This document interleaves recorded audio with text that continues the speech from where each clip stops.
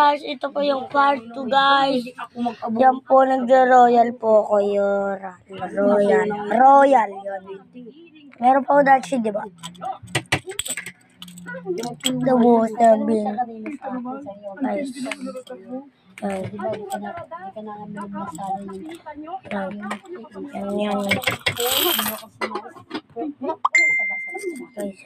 Yan. Pag like, subscribe, share, bibigyan ko po kayo ng tokens. Tokens po. Pagdating mo, marunong kasi siya na din. Alam nyo, yung mga sinasabi ng mga taong walang silbing kapitbahay, balik dito. yan ang mga tulong sa akin. Yun nga, nasabi niya sa akin, sabi mo, parang dapat sabi sa'yo. Over naman. Nung nakaupo kami doon na nakita kami niya ni Mia. Pag nagsabi sa akin, kami makbrito ko.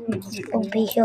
Yun nga. Baka bibigyan kaya pag magbayad ako. Kasi may hirap na ako sa kanya. Siguro. Gusto mo sana yung ang isang libo yun. Ibigay ko lang sa kanya. Ang pabarihan mo ko ay makatibita. Kailan ba ako nakakunin magbayad? Ba't pa naman siya utangan din? Hindi yan. Ba't kasi yun nag-abot?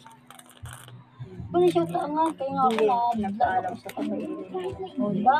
Dami siyang kuskus pagbanyan. Sabi niya, paalam mo na ako. Gusto nga huli, sabi niya. Hindi alam nila. Ayun. Huwag mo. Hindi ko yung lapit. Tapos tingin ka rin. Saglit lang, babalik ako.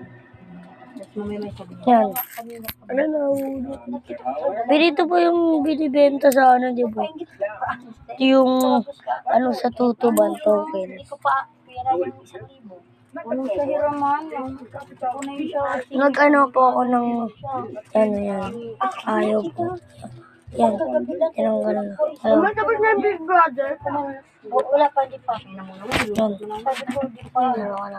Sabi ko, siya nga. Utang. Hindi Yan. naman sa inaano ko nga.